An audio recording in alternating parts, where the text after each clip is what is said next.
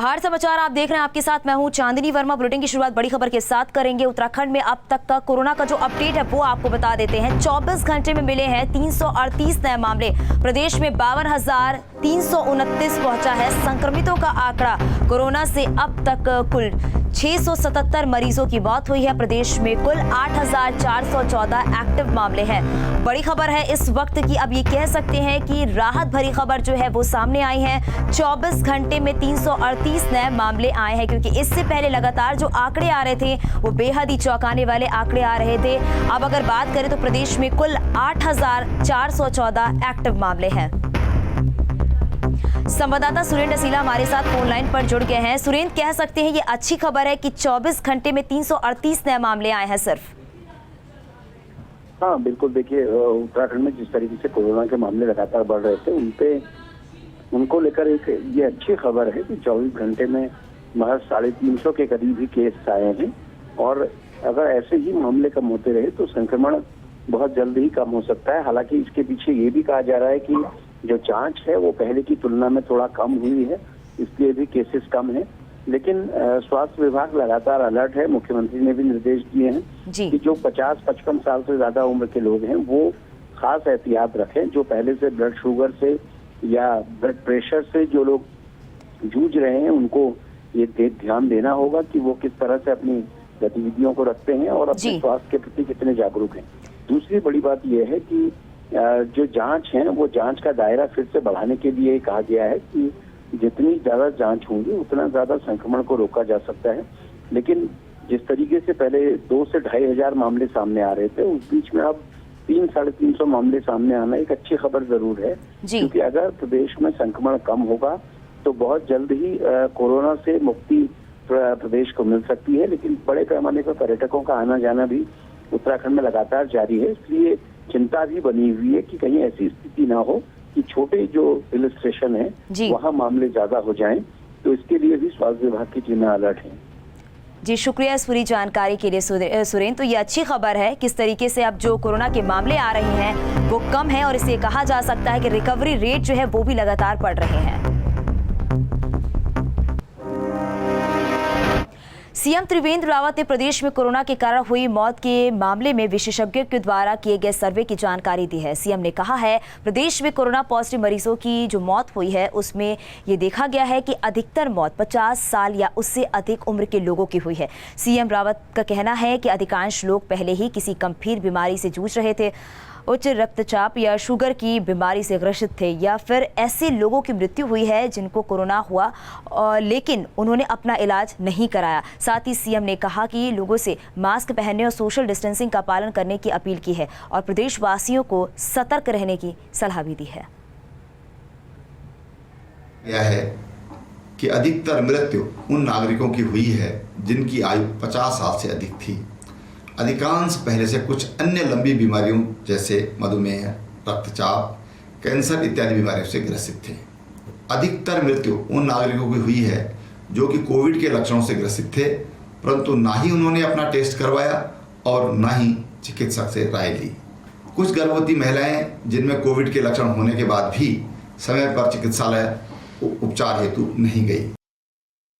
आप सभी से हाथ जोड़कर विनम्र अनुरोध है कि 50 साल की उम्र से अधिक के व्यक्ति, खासकर जब वह पहले से ही मधुमेह, रक्तचाप, कैंसर या अन्य बीमारियों से ग्रसित हैं, अपने उपचार पर विशेष ध्यान दें।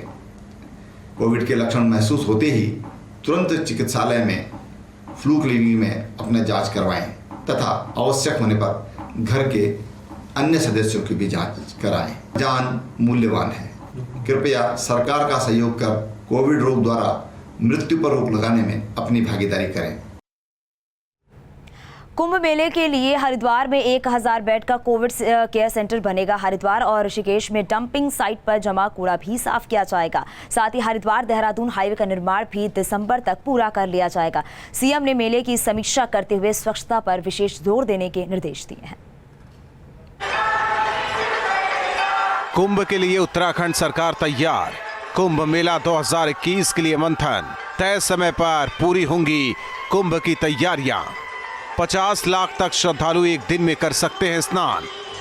मुख्यमंत्री त्रिवेंद्र सिंह रावत ने कुंभ मेला 2021 की तैयारियों की समीक्षा करते हुए स्वच्छता पर विशेष जोर देने के निर्देश दिए हैं। त्रिवेंद्र रावत सरकार की महत्वपूर्ण बैठक में कुंभ की भव्यता और कुंभ के सुरक्षित आयोजन को लेकर अधिकारियों से प्रगति रिपोर्ट ली गई। अधिकारियों को निर्देश दिए हैं कि सबसे पहले हरिद्वार और ऋषिकेश में कूड़े का निस्तारण किया जाए। चीफ सेक्रेटरी को फिर निर्देश दिए गए कि आप इसकी मॉनिटरिंग प्रत्येक सप्ताह करेंगे। सेक्रेटरी अर्बन को कहा गया कि आप हर तीसरे दिन इसका प्रोग्रेस रिपोर्ट लेंगे। मेले की तैयारियों को लेकर उच्च स्तरीय बैठक में सीएम ने कुंभ का आयोजन दिव्य और भव्य बनाने के निर्देश दिए हैं। कुंभ के स्थायी काम दिसंबर तक पूरे करने का आदेश दिया गया है। साथ ही हरिद्वार देहरादून हाईवे का निर्माण भी दिसंबर तक पूरा कर लिया जाएगा। कामों के लिए भी एक अलग से तत्काल बैठक करके और हाईवे की पूरी प्रोग्रेस रिपोर्ट लेकर और उसमें भी आवश्यक निर्देश दिए कि वो जो कार्य थे वो दिसंबर से पहले पूरा हो जाए। मुख्यमंत्री जी की अध्यक्षता में एक छोटी बैठक का आयोजन भी होगा। हरिद्वार में कुंभ के लिए 1000 बेड का कोविड केयर सेंटर बनाया जाएगा, जिसमें 493 डॉक्टरों की व्यवस्था की जा रही है। एम्बुलेंस के रूप में बाइक और बोट का भी इंतजाम किया जाएगा। पूरे कुंभ मेला क्षेत्र को 23 सेक्टर में विभाजित किया गया है। किसी भी इमरजेंसी स्थिति के लिए अतिरिक्त टीमें रिजर्व में रहेंगी। Suren Dasila, news state, Dehradun.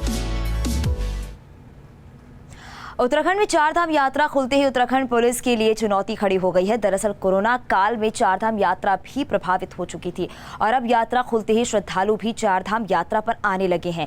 वहीं उत्तराखंड के कानून व्यवस्था डीजी अशोक कुमार ने कहा कि लगातार श्रद्धालु चारधाम यात्रा पर आ रहे हैं, जिसके चलते उन्हें भी जाम से दो चार होना पड़ रहा है। लेकिन उत्तराखंड पुलिस चारधाम यात्रा पर आने वाले श्रद्धालुओं के साथ हर समय खड़ी है। उन्होंने श्रद्धालुओं से अपील की है कि कूड़ा कचरा कूड़ेदान में ही डालें।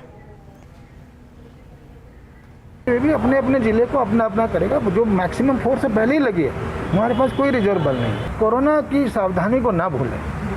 हर हालत में कोरोना की जितने सावधानी के जितने नॉर्म्स हैं उनका पालन करें, चाहे सोशल डिस्टेंसिंग हो, चाहे मास्क लगाना हो, चाहे सैनिटाइजेशन हो। और उत्तराखंड की सुंदरता को आखिरी अपील ये भी है कि उत्तराखंड की सुंदरता को बनाए रखें। सैलानी जा रहे माल देवता, सैलानी जा रहे हैं सहस्त्रधारा, वहाँ पर सारा कूड़ा करकट वहीं छोड़ जा रहे हैं। बद्रीनाथ धाम में पहुंचने वाले यात्रियों की संख्या दिन पर दिन बढ़ती जा रही है और जो यात्री बद्रीनाथ धाम आते हैं उनमें से ज़्यादातर भारत के आखिरी गांव माड़ा भी जाते हैं। लेकिन इस बार यात्रियों को माड़ा गांव में प्रवेश नहीं मिलेगा, क्योंकि कोरोना संक्रमण के चलते ग्रामीणों ने अपने गांव में बाहरी लोगों की एंट्री को बंद कर दिया है और लोगों को गांव के मुख्य द्वार पर भी रोका जा रहा है। ग्रामीणों का कहना है कि इस गाँव में स्वास्थ्य व्यवस्थाएं भी इतनी अच्छी नहीं है, ऐसे में संक्रमण फैलने का खतरा बहुत ज़्यादा है। इसलिए ग्रामीणों ने बाहरी लोगों के प्रवेश पर रोक लगा दिया है।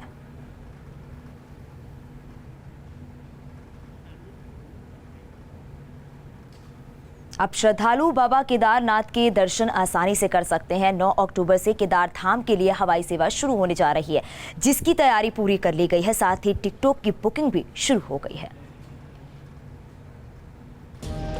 बाबा केदारनाथ के दरबार तक पहुंचने के लिए अब आपको ज्यादा परेशानियों का सामना नहीं करना होगा, क्योंकि 9 अक्टूबर से केदारनाथ के लिए हवाई सेवा शुरू होने जा रही है। डीजीसीए की टीम हेलीपैड और दूसरी सुविधाओं का निरीक्षण कर रही है। हेली हैं, उनको उनकी मरम्मत की जा रही है, ऑयलिंग की जा रही है, उनका जो भी मेंटेनेंस का काम है वो किया जा रहा है, क्योंकि 9 अक्टूबर से ये माना जा रहा है कि उत्तराखंड एविएशन की ओर से ये सारी सर्विसेज शुरू हो जाएंगी, यानी आप केदारनाथ में हेलीकॉप्टर से जा सकेंगे। अगले 1 से 2 महीनों के भीतर केदारनाथ पहुंचने वाले श्रद्धालुओं की तादाद में भारी इजाफा होने वाला है। यही वजह है कि श्रद्धालुओं की बढ़ती तादाद और प्रदेश में पर्यटन को बढ़ावा देने के मकसद से हवाई सेवा शुरू की जा रही है। प्रशासन की तरफ से हवाई सेवा के लिए बुकिंग भी शुरू कर दी गई है। 70% ऑनलाइन टिकटिंग है और 30% हमारा ऑफलाइन टिकटिंग के लिए वहाँ पे रहेगा। लेकिन इस बार हम लोगों ने जो ड्यूटी और रोल्स एंड रिस्पॉन्सिबिलिटीज़ है उनको डिफाइन करते हुए फ्लाइंग स्क्वाड के थ्रू हम ट्राई करेंगे। हवाई सेवा के दौरान श्रद्धालुओं की सुरक्षा के भी पूरे प्रबंध किए जा रहे हैं। केदारनाथ जाने वाले सभी हेलीकॉप्टर्स के मेंटेनेंस पर भी नजर रखी जा रही है। इसके अलावा टिकटों की कालाबाजारी ना हो, इसके लिए फ्लाइंग स्क्वाड भी बनाए गए हैं। जो सभी एविएशन कंपनियों की कार्यप्रणाली पर नजर रखेंगे। ब्लैक मार्केटिंग ना हो, टिकट्स की रेट्स सही रहें, इसके लिए हम लोगों ने फ्लाइंग स्क्वाड्स बनाने के लिए टीएम्स को हम लोगों की तरफ से वो जा रहा है रिक्वेस्ट लेटर। सिमिलरली जीएमवीएन भी अपनी फ्लाइंग स्क्वाड्स बनाएगा। तो हम कोशिश ये कर रहे हैं कि यात्रियों को बेहतर तरीके से हम सुविधाएं दे सकें। बाबा केदारनाथ के दरबार तक पहुंचने के लिए टेढ़े मेढ़े और खतरनाक रास्तों को पार करना पड़ता है। कई बार श्रद्धालु हादसों का शिकार भी हो जाते हैं। ऐसे में हवाई सेवा उन श्रद्धालुओं के लिए वरदान है जो बाबा के दरबार तक जाना तो चाहते हैं, लेकिन रास्ते में पेश आने वाली दिक्कतों की वजह से नहीं जा पाते। जो लोग जिनकी उम्र ज़्यादा है वो पैदल नहीं यात्रा कर सकते हैं और कई बार घोड़े पर जाना भी उनके लिए बहुत पॉसिबल नहीं होता है। इसलिए लगातार ये कोशिश की जा रही है। जो हेलीपैड्स हैं उनकी रिपोर्ट डीजीसीए सौंपेगा और डीजीसीए की कंप्लीट रिपोर्ट आने के बाद ये फैसला लिया जाएगा कि 9 अक्टूबर से कैसे ये यात्रा संचालित होगी और अगले 1-1.25 महीना आप हेलीकॉप्टर के जरिए केदार धाम में बाबा केदार के दर्शन कर सकते हैं। वीडियो जर्नलिस्ट सोनी कुमार के साथ सुरेंद्र डसीला, न्यूज स्टेट, देहरादून।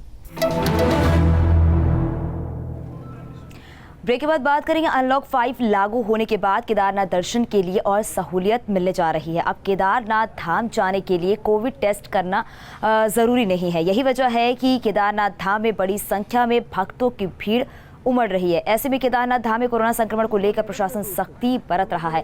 केदारनाथ के मुख्य पुजारी की हर दिन थर्मल स्क्रीनिंग की व्यवस्था की गई है और साथ ही मंदिर में ड्यूटी पर तैनात हर कर्मचारी की 15 दिन में कोरोना जांच कराई जाएगी।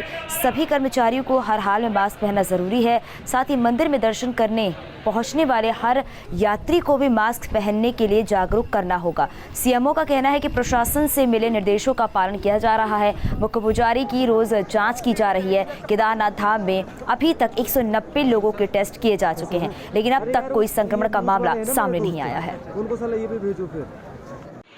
मुख्य पुजारी और मुख्य कार्याधिकारी की रोज जांच की जा रही है हमारी टीम के द्वारा, और जितने वहाँ पे कर्मचारी और लोग कार्यरत हैं उनको निर्देशित किया गया है। अभी तक 190 लोगों के टेस्ट किए गए हैं। केदारनाथ धाम जी में किसी का पॉजिटिव नहीं आया।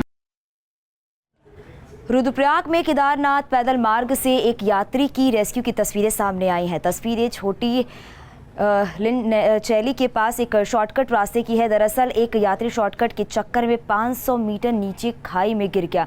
मौके पर मौजूद पुलिस के जवान अर्जुन सिंह ने रिस्क लेते हुए यात्री को सकुशल बाहर निकाला। बताया जा रहा है कि यात्री केदारनाथ दर्शन करने के बाद गौरीकुंड लौट रहा था, तभी शॉर्टकट रास्ता लेने के चक्कर में यात्री का पैर फिसल गया और गहरी खाई में जा गिरा। पुलिस ने तत्परता दिखाते हुए सहारा देकर सफल रेस्क्यू किया। यात्री श्रवण कुमार हरियाणा का रहने वाला है। यात्री की जान बचाने के बाद से पुलिस की सराहना हो रही है।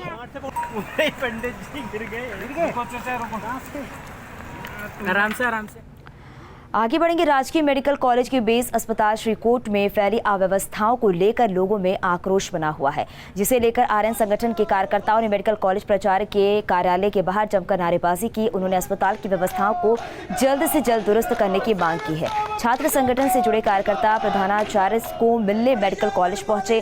छात्रों का कहना है कि बेस अस्पताल के कोविड अस्पताल में मरीजों के साथ सही व्यवहार नहीं किया जा रहा है। जरूरत पड़ने पर न मरीजों को ऑक्सीजन मास्क उपलब्ध कराया जा रहा है और ना ही कोविड वार्ड में पॉजिटिव मरीजों की सही डाइट दी जा रही है। वहीं छात्रों ने चेतावनी भी दी है कि अगर हालात 3 दिन में ठीक नहीं हुए तो वो धरना प्रदर्शन करने पर मजबूर होंगे।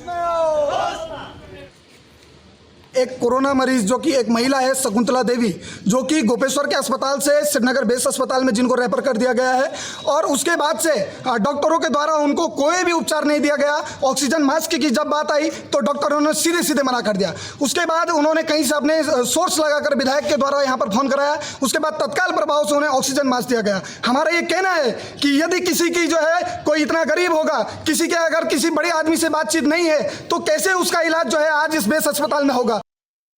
मुलाकात की हमने इन्हें चेतावनी भी दी थी, और ये कोविड का दौर था, इस वजह से हम लोग यहाँ पे आए नहीं। लेकिन आज जब कल प्रदीप रावत जी को किसी का फ़ोन आता है कि कोरोना के नाम पर यहाँ पर लापरवाही हो रही है, और जो गरीब हमारे जो रुद्रप्रयाग, चमोली, टिहरी, पौड़ी का जो गढ़वाल का जो हमारा गरीब जनता है उसकी सुनवाई नहीं हो पा रही है ढंग से, उसकी देख रेख नहीं हो रही है। प्रदेश के दुग्ध उत्पादकों की आर्थिक को मजबूत करने और उन्हें आत्मनिर्भर बनाने के लिए सरकार हर प्रयास कर रही है। इसी कड़ी में बागेश्वर में दुग्ध विकास मंत्री डॉक्टर धन सिंह रावत ने A2 मिल्क ग्रोथ सेंटर दुग्ध पदार्थ निर्माण प्लांट का लोकार्पण किया। आपको बता दें, बागेश्वर में करीब 24 लाख की लागत से A2 मिल्क ग्रोथ सेंटर दुग्ध पदार्थ निर्माण प्लांट का बनाया गया है। साथ ही मंत्री धन सिंह रावत ने कांडा तहसील में नवनिर्मित डिग्री कॉलेज के भवन परिसर का लोकार्पण भी किया। कपकोट डिग्री कॉलेज में कंप्यूटर लैब और दुगनाकुरी तहसील में डिग्री कॉलेज के निर्माण भूमि पूजन का कार्यक्रम जो हुआ उसमें भी उन्होंने शिरकत की।